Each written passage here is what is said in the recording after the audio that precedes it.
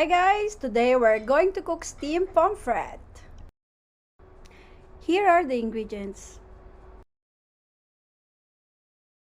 Okay, first you need the pomfret. Put 2 slits on each side and then cut in the middle. Clean the inside. Get some mushroom, tomatoes, parsley, bell pepper, and some dried scallops. The ginger, thinly sliced, you put it inside the fish. Insert ginger inside the pomfret.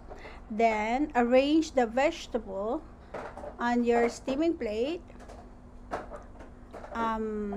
Your veggies.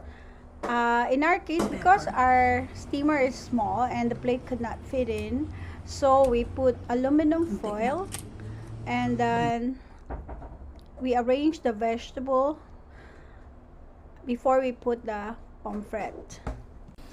Make sure that your pomfret is rubbed with some coarse salt on each side before you steam them.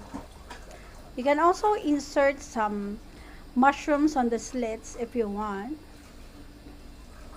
Okay, so when you put the fish on top of the veggies, you pour about a tablespoon of light soy sauce. Pour just enough amount of the light soy sauce all over the fish.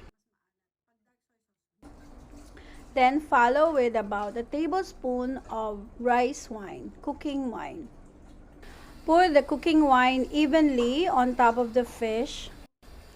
Top the fish with the remaining vegetables like the julienne ginger and bell peppers and some sliced mushroom if you want.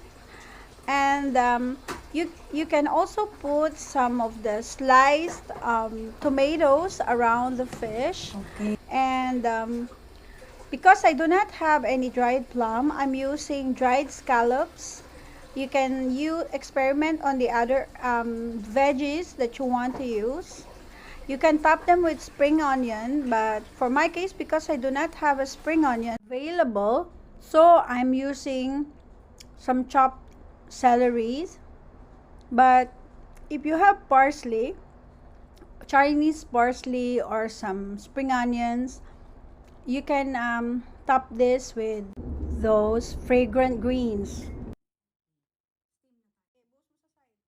Alright, now before we steam, and this is optional, you can put about half a cup of water around the fish. Okay, now we're ready to steam. Let's steam this fish for about 15 minutes. After 15 minutes, remove from heat and serve. Garnish with spring onion, parsley, or celery leaves. This is our finished product for our Teochew style steamed pomfret. Thank you for watching!